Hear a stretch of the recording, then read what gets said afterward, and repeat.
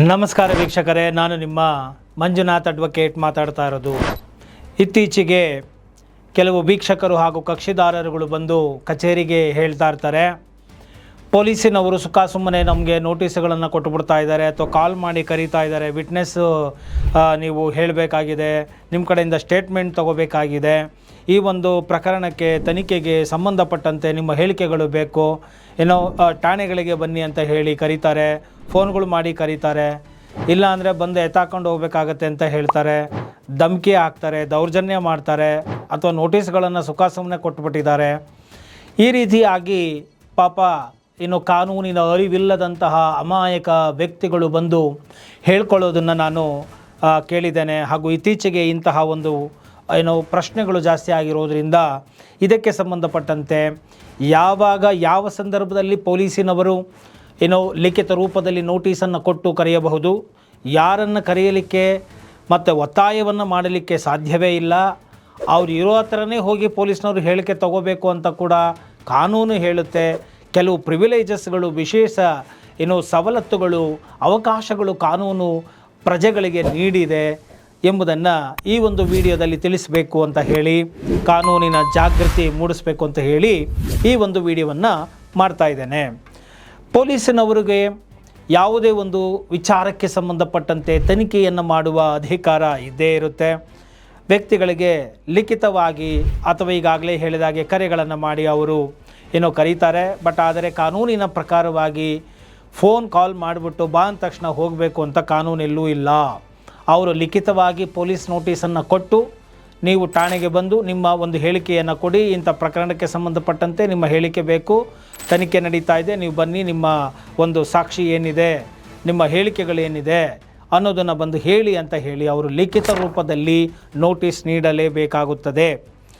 ಮತ್ತು ಎರಡನೆಯದಾಗಿ, ಈಗ ಪೊಲೀಸ್ ಠಾಣೆಗೆ ಕರೆಸ್ಕೊಂಡು ಇವರು ಹೇಳಿಕೆಗಳನ್ನು ಯಾರಿಂದ ಪಡೆಯೋದಕ್ಕಾಗೋದಿಲ್ಲ ಅಂತ ನಾನು ಮೊದಲು ಹೇಳಿಬಿಡ್ತಾನೆ.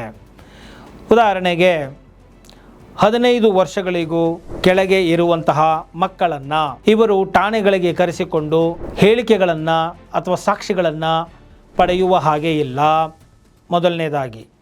ಎರಡನೆಯದಾಗಿ, ಈ 60 ವರ್ಷಗಳ ಮೇಲ್ಪಟ್ಟಂತಹ ವೃದ್ಧರಿಗೆ ಕೂಡ ಇವರು ನೋಟಿಸನ್ನು ನೀಡಿ ಕೇಳಿಕೊಳ್ಳುವ ಹಾಗೆ ಇಲ್ಲ, ಬಂದು ಸಾಕ್ಷಿಗಳನ್ನು ಕೊಡಿ ಠಾಣೆಗೆ ಬಂದು ಅಂತ ಹೇಳಿ.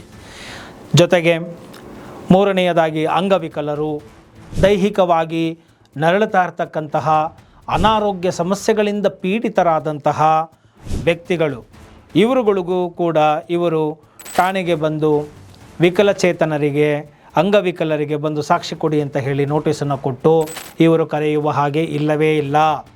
ಮತ್ತು ಮಹಿಳೆಯರುಗಳಿಗೆ ಬಲವಂತ ಮಾಡಿ, ಫೋರ್ಸ್ ಮಾಡಿ ಇವರು ಯಾರಿಗೂ ಕೂಡ ಬಂದು ನೀವು ಸಾಕ್ಷಿಗಳನ್ನು, ಹೇಳಿಕೆಗಳನ್ನು ಕೊಡಿ ಅಂತ ಕೇಳುವ ಹಾಗೆ ಇಲ್ಲ. ಇನ್ನು ಯಾರು ಕೊಡ್ಬೋದು ಅಂತ ಹೇಳಿದರೆ, ಆ ಒಂದು ಪೊಲೀಸ್ ಠಾಣೆಯ ಜ್ಯೂರಿಸ್ಡಿಕ್ಷನ್ ವ್ಯಾಪ್ತಿಯ ಒಳಗೆ ಇರುವಂತಹವರಿಗೆ ಮತ್ತು ಅಡ್ಜಾಯ್ನಿಂಗ್ ಅಕ್ಕಪಕ್ಕದ ಒಂದು ಜ್ಯೂರಿಸ್ಡಿಕ್ಷನ್ನಲ್ಲಿ ಇರುವಂತಹ ಅವರಿಗೆ, ಅಂದರೆ ಸಾಮೀಪ್ಯದಲ್ಲಿ ಇರುವಂತಹವರಿಗೆ ಇವರು ನೋಟಿಸನ್ನು ಕೊಟ್ಟು ಕರೆಯಬಹುದೇ ವಿನಃ ಸುಮ್ಮನೆ ವ್ಯಾಪ್ತಿಗೂ ಮೀರಿ ಯಾರಂದರೆ ಅವ್ರುಗಳಿಗೆಲ್ಲ ಇವರು ನೋಟಿಸ್ಗಳನ್ನು ಕೊಟ್ಟುಕೊಳ್ಳೋದು, ಬಂದು ವಿಟ್ನೆಸ್ಸನ್ನು ಕೊಡಿ ಅಂತ ಹೇಳೋದು, ಬಲವಂತ ಮಾಡುವಂಥದ್ದು ಮಾಡುವ ಹಾಗೆ ಇಲ್ಲವೇ ಇಲ್ಲ ಅಂತ ಹೇಳಿ ನಾನು ಈ ಒಂದು ವಿಚಾರವನ್ನು BNSS ಭಾರತೀಯ ನಾಗರಿಕ ಸುರಕ್ಷಾ ಸಂಹಿತೆ ಸೆಕ್ಷನ್ 179ರಲ್ಲಿ ಇರುವಂತಹ ವಿಚಾರವನ್ನು ನಿಮಗೆ ಕಾನೂನಿನ ತಿಳುವಳಿಕೆ ಕೊಡಬೇಕು ಅಂತ ಹೇಳಿ ಇವತ್ತು ಹೇಳಿದ್ದೇನೆ. ಸೊ ಒಟ್ಟಾರೆಯಾಗಿ ಈ ಒಂದು ಸ್ತ್ರೀಯರನ್ನು, ಮಹಿಳೆಯರನ್ನು, 60 ವರ್ಷಕ್ಕೂ ಮೇಲ್ಪಟ್ಟ ವೃದ್ಧರನ್ನು ಅಥವಾ ಅಂಗವಿಕಲರನ್ನು, ಮಕ್ಕಳನ್ನು, 15 ವರ್ಷಕ್ಕೂ ಕೆಳಪಟ್ಟಂತಹ ಮಕ್ಕಳನ್ನು, ಇಂತಹವರನ್ನು ಬಲವಂತವಾಗಿ ಠಾಣೆಗಳಿಗೆ ಕರೆಸಿಕೊಳ್ಳಲು ಪೊಲೀಸರಿಗೆ ಅಧಿಕಾರ ಇಲ್ಲ. ಅವರಾಗಿ ಅವರು ಇಚ್ಛೆಯಿಂದ ಇಚ್ಛೆಪಟ್ಟು ಬಂದು ಅವರು ಹೇಳಿಕೆಗಳನ್ನು ನೀಡಿದರೆ ತೆಗೆದುಕೊಳ್ಳಬೇಕೇ ಹೊರತು, ಅವರು ಇರುವ ಜಾಗಕ್ಕೆ ಹೋಗಿ ಪೊಲೀಸಿನವರು ಅವರ ಹೇಳಿಕೆಗಳು ಅತ್ಯವಶ್ಯ ಅಂತ ಅನಿಸಿದ್ದಾದಲ್ಲಿ ಹೋಗಿ ತೆಗೆದುಕೊಳ್ಳಬಹುದೇ ಹೊರತು ಫೋರ್ಸ್ಫುಲ್ಲಾಗಿ ತೆಗೆದುಕೊಳ್ಳುವಂತಿಲ್ಲ ಎಂಬುವಂತಹ ಕಾನೂನಿನ ಜ್ಞಾನವನ್ನು ಈ ಒಂದು ವಿಡಿಯೋದ ಮುಖಾಂತರ ನಿಮಗೆ ತಿಳಿಸಿಕೊಟ್ಟಿದ್ದೇನೆ. ಈ ಒಂದು ವಿಡಿಯೋ ನಿಮಗೆ ಇಷ್ಟ ಆಗಿದ್ದೇ ಆದಲ್ಲಿ ಮರೆಯದ ಹಾಗೆ ಲೈಕ್ ಕೊಡಿ, ಇತರರಿಗೂ ಕೂಡ ಶೇರ್ ಮಾಡಿ, ಕಾಮೆಂಟ್ ಮಾಡಿ ಅಂತ ಹೇಳ್ತಾ ಈ ಒಂದು ವಿಡಿಯೋವನ್ನು ಇಲ್ಲಿಗೆ ಮುಗಿಸ್ತಾ ಇದ್ದೀನಿ. ಜೈ ಹಿಂದ್, ಜೈ ಕರ್ನಾಟಕ ಮಾತೆ.